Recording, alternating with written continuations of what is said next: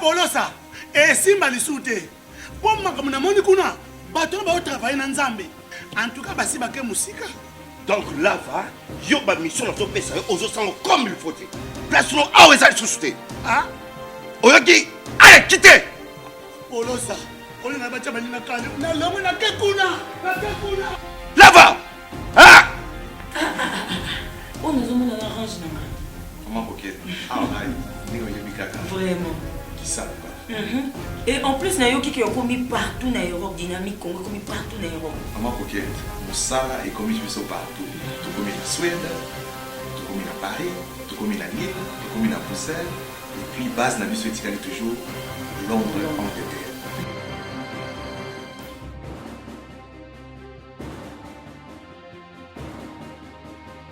Biso na dynamique Congo, toza ko avancer na nkolo.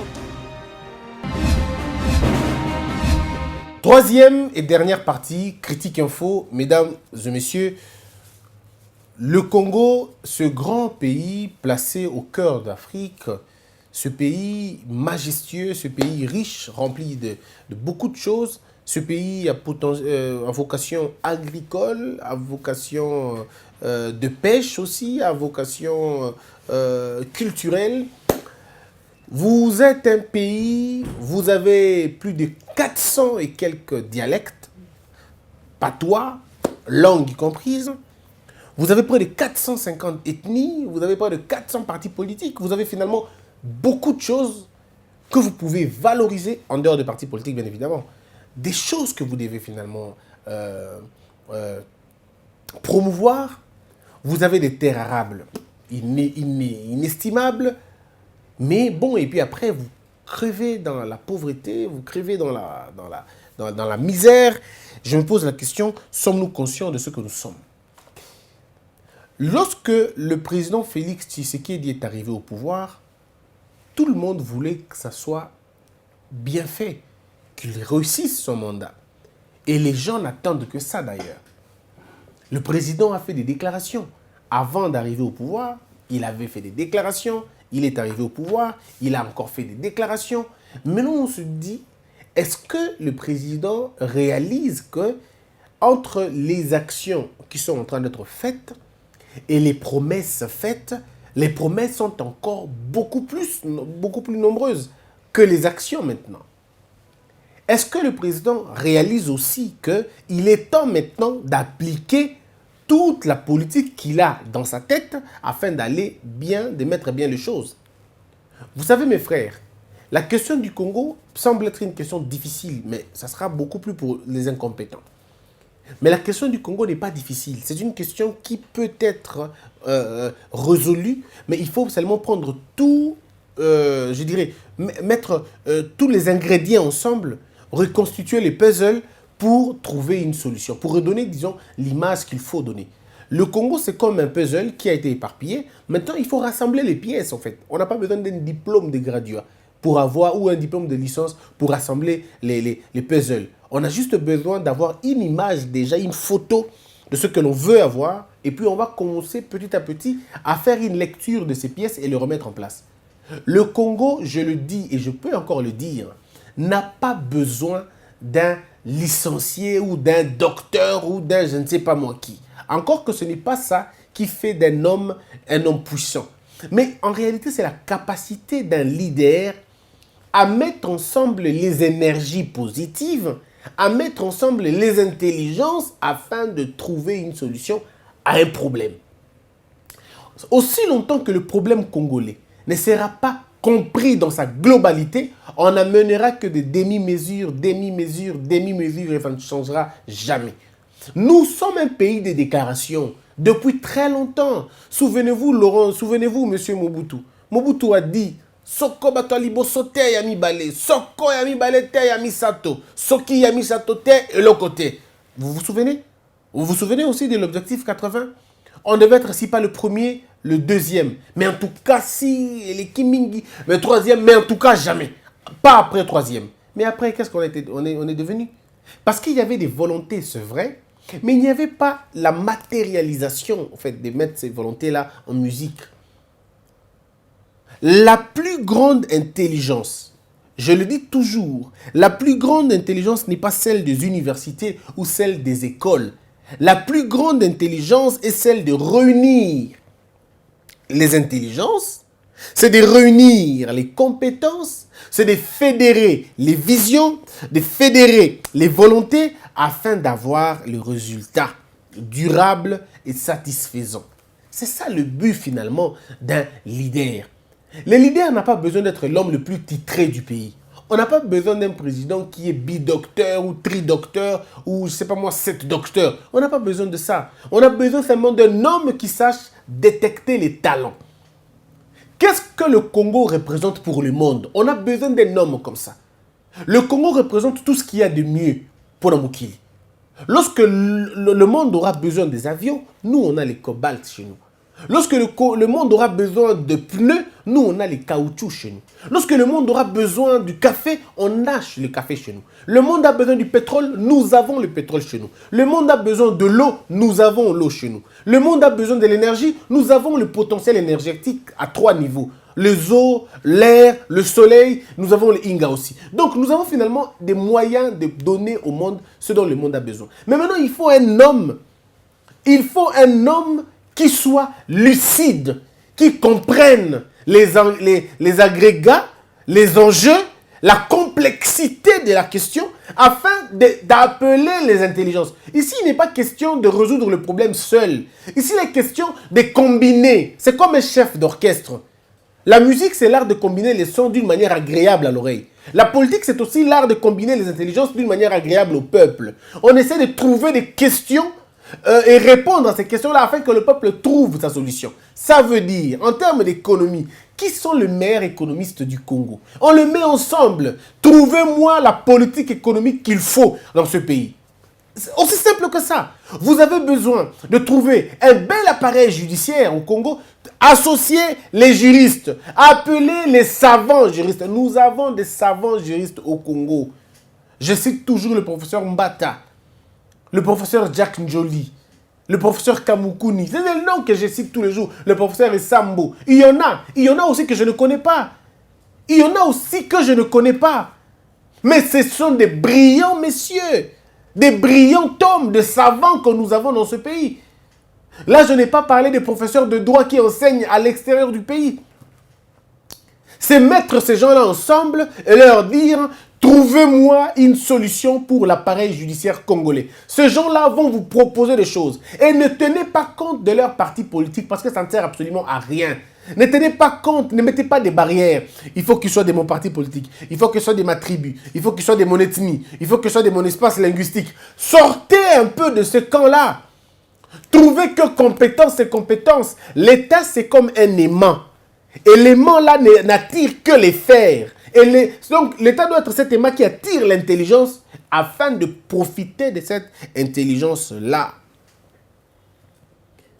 Un pays ne se développe pas avec l'aide extérieure. Le président Félix Tshisekedi voyage beaucoup. On peut le dire ou pas, mais c'est ça au fait. Il voyage beaucoup. Je ne suis pas contre le fait qu'il voyage beaucoup, mais j'estime simplement que ces voyages sont par moments improductifs. Parce que le problème ne se retrouve pas à l'extérieur. Le problème du Congo, c'est l'inconscience du Congolais qu'il faut réveiller. Le Congo est la réponse à la question parce que le Congolais était le problème du Congo. Comme le Congolais était le problème du Congo, c'est ce même Congolais-là qui peut être la solution à ces problèmes-là. Ça veut dire que nous devons trouver la solution ici et chez nous. Réveiller l'inconscience. Il y a l'inconscience qui est là. Maintenant, il faut réveiller la conscience des Congolais qui dort. Il faut réveiller, bannir l'inconscience et apporter la conscience maintenant au peuple congolais. Pour leur dire, la Banque mondiale ne vous aidera pas à vous développer. Non, elle n'a développé aucun pays dans le monde.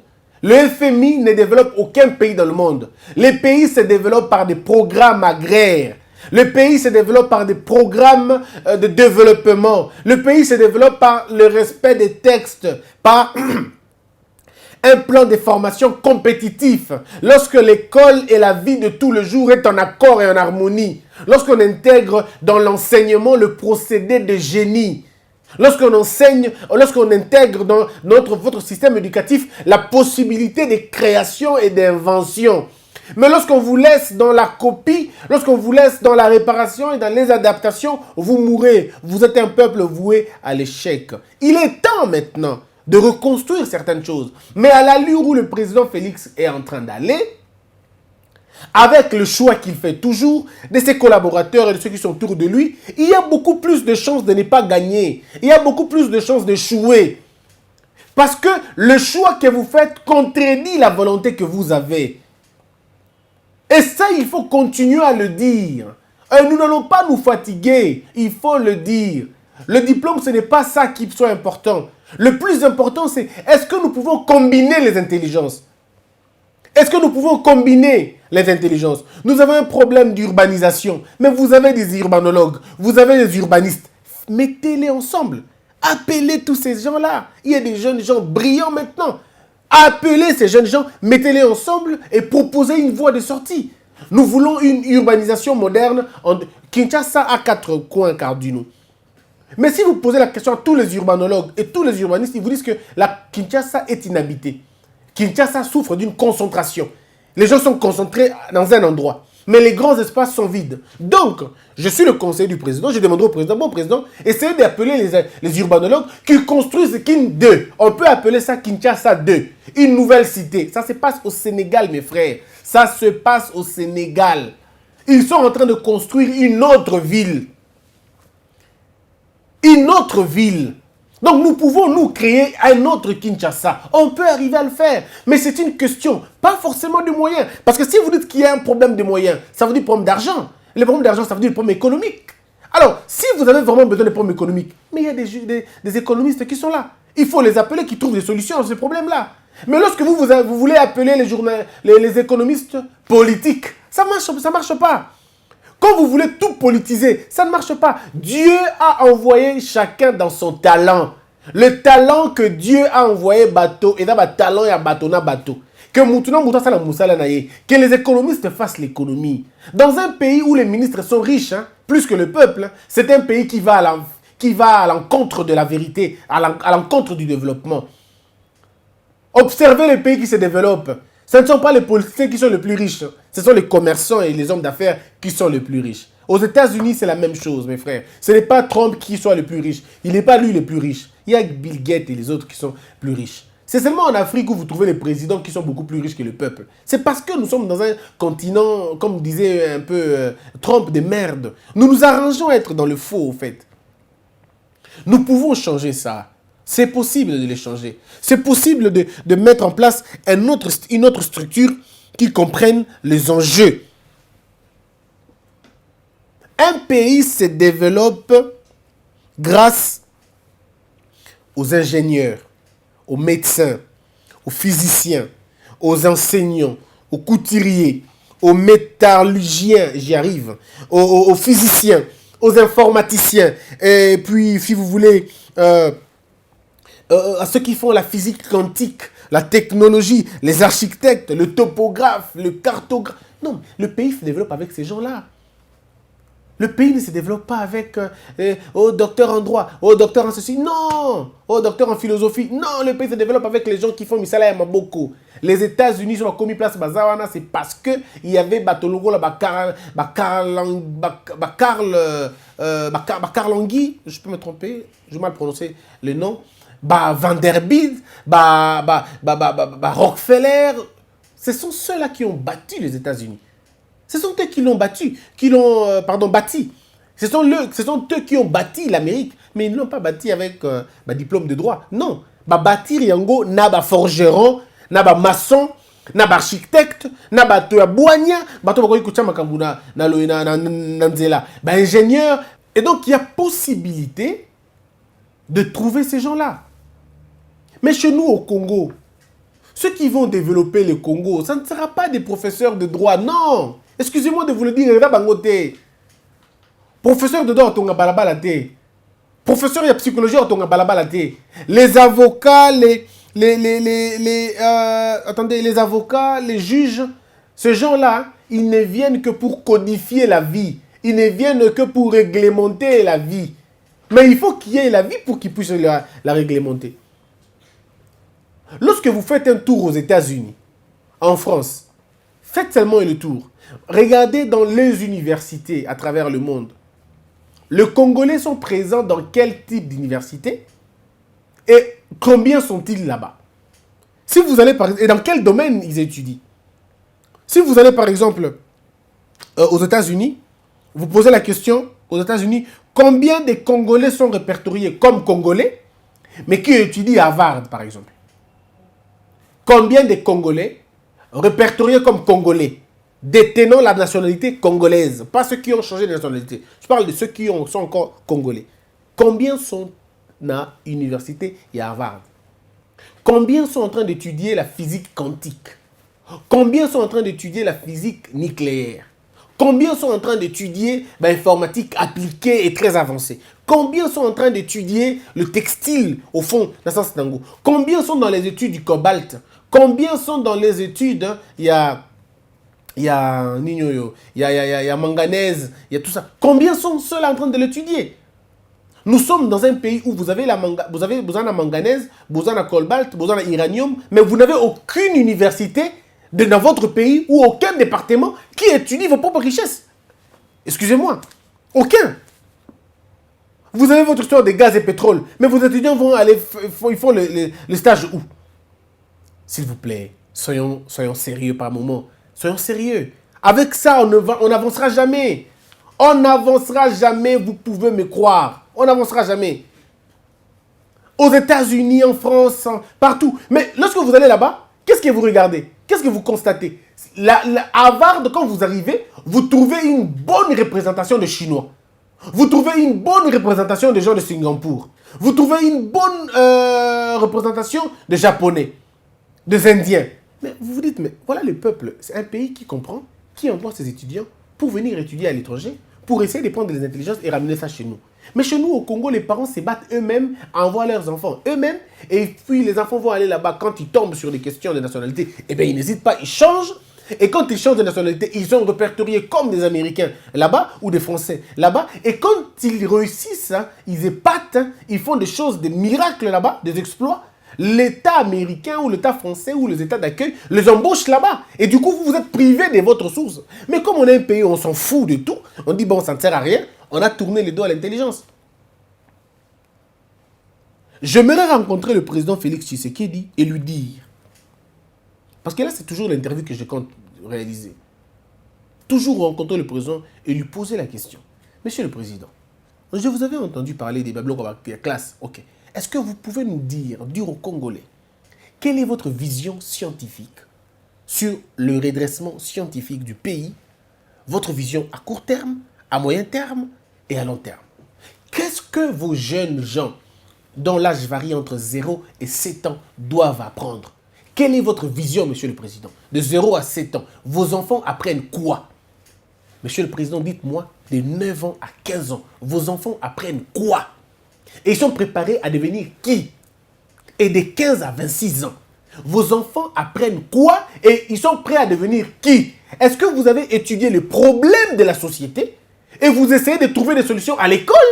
Ou vous êtes simplement dans une question de spontané, allons-y, bon, pour le besoin d'un diplôme. Est-ce qu'on a une vision de ce que nous allons devenir demain? Qu'est-ce que sera le Congo 20 ans plus tard? Quel type d'étudiants aurions-nous après 20 ans? Ce sont des questions qu'on se pose. Et j'aimerais rencontrer le président pour lui poser des questions pareilles. Nous avons un homme, on m'a donné le nom de cet homme, je ne le connais pas personnellement, mais je suis entré sur Internet, j'ai vu ce qu'il a fait. Ouf, je me dis qu'on a quand même des gens bien. Il s'appelle M. Jean Mogu Mbele, je crois. M. Mbele Jean. Physique nucléaire. Physique nucléaire. C'est ce qu'il fait. Ou c'est ce qu'il a fait. Mais en même temps, vous avez l'uranium chez nous. Nous n'arrivons même pas à étudier l'uranium. On nous interdit même de réfléchir sur l'uranium. Non, il y a une cécité intellectuelle. Il est temps de se réveiller et dire au président de la République que si vous ne faites pas attention, votre chèque est programmé en fait. Il est en téléchargement. Et il y a des gens qui ne prient que ça, qui ne prient que pour ça. Il y a des gens qui ne font de prières que sur ça. Ils veulent que ça, ils ne demandent rien d'autre. Que vous puissiez échouer. Mais quand on voit le choix que vous faites de vos conseillers, de ceci et de cela, on se dit, mais est-ce que vous n'allez pas tout droit là-bas?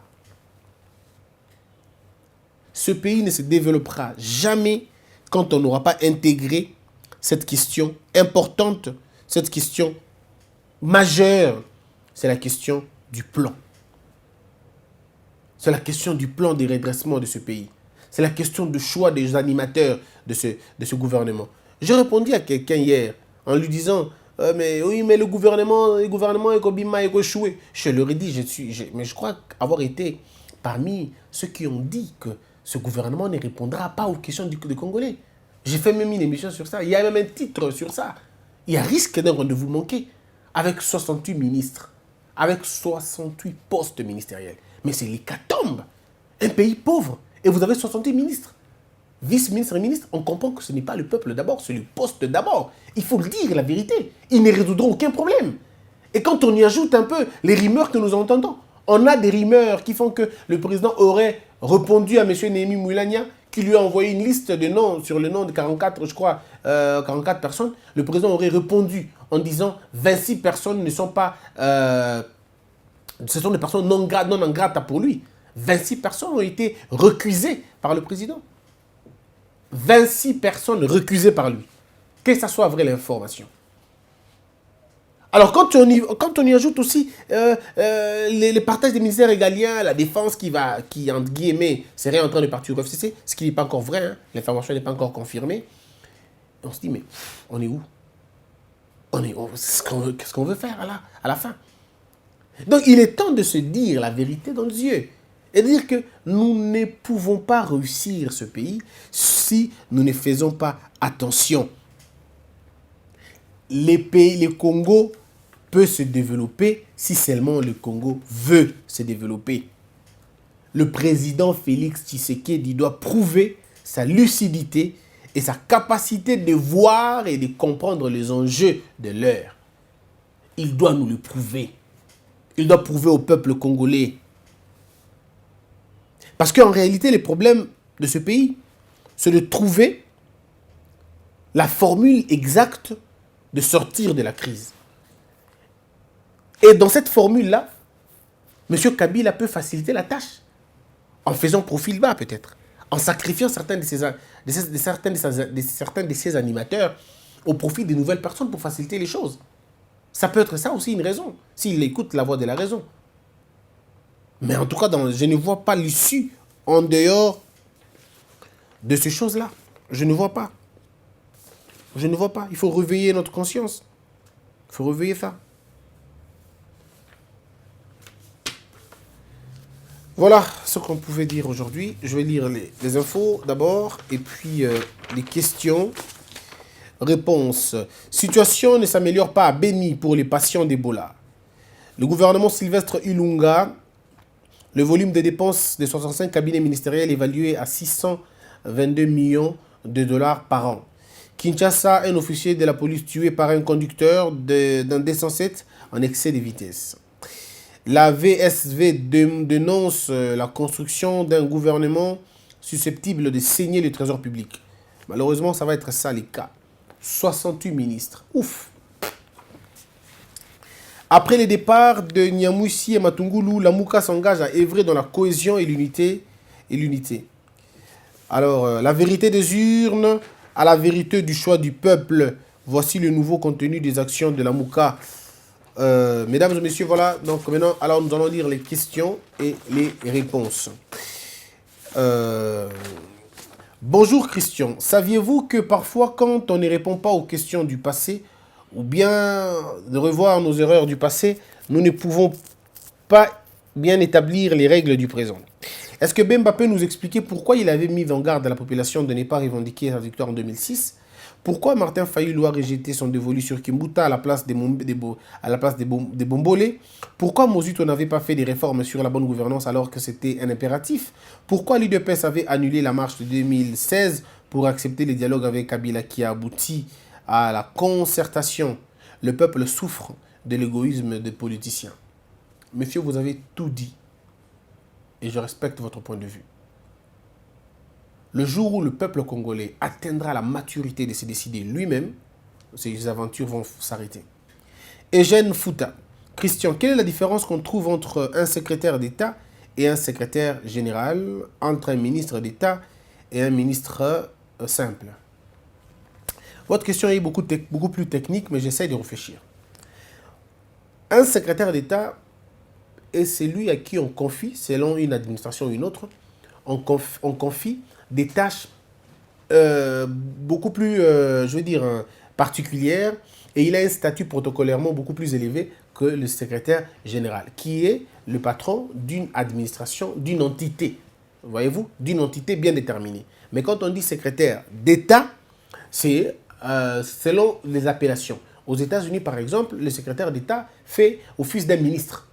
Le secrétaire d'État fait office d'un ministre. Très souvent, ces fonctions sont rattachées soit à la primature, soit à un ministère ou à la présidence ou à un ministère beaucoup plus important.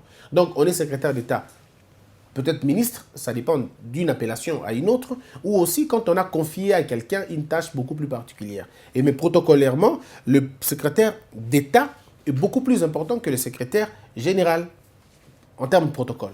Mais le secrétaire général, c'est un administrateur, un administratif au sein d'un ministère, par exemple, comme le cas au Congo. Le secrétaire général, c'est celui qui patronne le secrétariat d'une entité administrative ou politique. Bon, ministre d'État et ministre simple. Le ministre simple, c'est le patron d'un département, d'accord? C'est le patron d'un secteur ou d'un département. Mais le ministre d'État, maintenant, c'est un ministre protocolairement plus élevé que le ministre. Il est rattaché à la primature. Il a le rang d'un vice-ministre, comme c'est le cas chez nous. Mais en France, il y a aussi quelquefois ministres d'État et ministres délégués. Donc, c'est un peu dans ce sens-là. On va peut-être renchérir avec un autre questionnement, si vous le permettez. Le ministre d'État, c'est donc, comme je l'ai dit, un titre de gouvernement, un titre gouvernemental utilisé dans divers pays, je le dis. Dans certains cas, il indique une prééminence protocolaire de son titulaire au sein d'un gouvernement. Par exemple, il y a beaucoup de pays qui utilisent ces termes-là. Il y a la France, le Portugal, la Côte d'Ivoire, le Mali, et tout ça. Ils utilisent ce qu'on appelle le ministre d'État. Un peu comme chez nous aussi, on a des ministères d'État. Donc, mais si vous avez le système, par exemple, le système de Westminster, il y a beaucoup de systèmes politiques dans lesquels on utilise ces concepts-là. Mais comme chez nous au Congo, je reste au Congo, le ministre d'État est celui qui fait généralement office du vice-premier ministre. Donc voilà, je tombe sur la question. D'ailleurs, en République démocratique du Congo, la fonction des ministres d'État utilisée sous le gouvernement Gizenga et Gizenga II s'apparente au poste de vice-premier ministre. Ça s'apparente au poste de vice-premier ministre. Mais ça reste encore beaucoup plus concentré, que j'en parlerai peut-être un autre jour. Ton émission est réellement une église au milieu du village. Le jour où la présidence t'étendra la main, ça sera un plus au changement. Marc Savio. La présence de Bemba au présidium de la Mouka est une eau qui éteindra le combat de la vérité des urnes pour toujours. Le monde ne tourne pas autour de Kabila. Il y a 20 ans, on ne le connaissait pas. Aujourd'hui, c'est Félix. Martin Boukassa, Christian, sans remaniement du gouvernement, est-il possible de révoquer un ministre? On peut révoquer un ministre à tout moment quand on estime que c'est nécessaire. À tout moment. Et c'est même ça qui fait le remaniement aussi. Quand on change de ministre, on l'enlève, on peut remanier tout de suite. Oyengo Onimba. Quand on dirige, on écarte le peuple. Quand on veut avoir le pouvoir, on consulte le peuple. Voilà, c'est ça la malhonnêteté des hommes politiques, mon frère Oyengo. C'est ça la malhonnêteté des hommes politiques. Quand ils veulent avoir le pouvoir, le peuple doit être là. Quand ils vont faire leur... Marthe Schall. Christian, pourquoi tu penses que c'est normal pour Kabila de prendre la tête de toutes les institutions? Non, je ne pense pas que c'est normal. Je pense que c'est logique. C'est ça, en fait. Si on veut partir du principe qu'il a la majorité parlementaire, eh bien, il a le droit d'avoir le gouvernement avec lui, pas les institutions. Parce qu'il en a déjà. Il a l'Assemblée nationale, il a le Sénat. Ce sont les deux grandes, disons, la plus grande institution que nous avons aujourd'hui. Bon, au niveau des juges, vous savez, vous avez vu le comportement des juges. Ils lui sont fidèles. Et vous voyez, quand l'ANER, un DG de l'ANER dit que nous devons fidélité et loyauté au président de la République, à l'ancien président de la République. C'est pas moi qui le dis, hein. Ça, ce sont des faits. Des faits. C'est pas moi. Mais maintenant, il faut trouver un moyen d'atténuer cela. Avec le temps, oui, mais je crois qu'aussi, on est en train de perdre beaucoup de temps. On aurait fait mieux, hein. Mais là, on n'est pas en train d'avancer les pas. On traîne un peu le pied, c'est pas bien. Voilà. Prince Charmant, on va commencer à mesurer la force de ces ministres à la dimension du peuple. Si une personne peut faire face à tout un peuple, c'est qu'il est fort que tout individu. Gamali, tout le monde est sanctionné par l'accident d'aujourd'hui, par l'Occident, et aujourd'hui autour de Félix.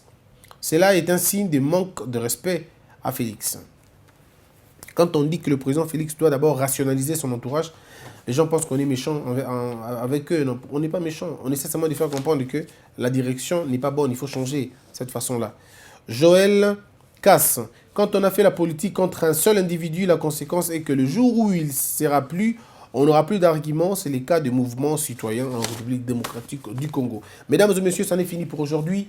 Abonnez-vous très massivement, donnez-nous vos voix, ça nous fera énormément plaisir. N'oubliez pas de vous abonner à Elite Télévision, s'il vous plaît, faites-le, Elite Télévision. C'est là que vous suivrez des émissions beaucoup plus d'éducation et sur la vulgarisation de notre constitution.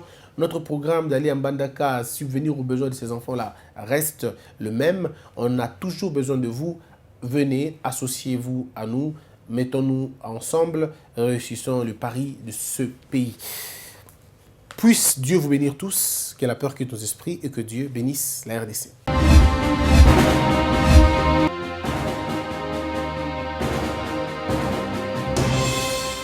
Patron nga Polosa, esimba lisute. Pour makambo na moni kuna, patron ba travailler na Nzambe. En tout cas, basi bake musika. Donc là, yo ba mission na to pesa yo ozo sango comme il faut. Place no awe za susute. Ah? Oyoki, allez, quittez. Polosa, on est na bani na kale. Na lomo na kekuna. Là-bas. Ah! Oh, nous avons un orange. Comment Pocket? Ah, Vraiment. Qui ça? Et en plus, Nayo qui est commis partout dans l'Europe, dynamique Congo, commis partout dans l'Europe. Comment Pocket? Ça est commis partout. Tout comme en Suède, tout comme à Paris, tout comme à Lille, tout comme à Bruxelles. Et puis, base, la mission est toujours Londres, en Angleterre.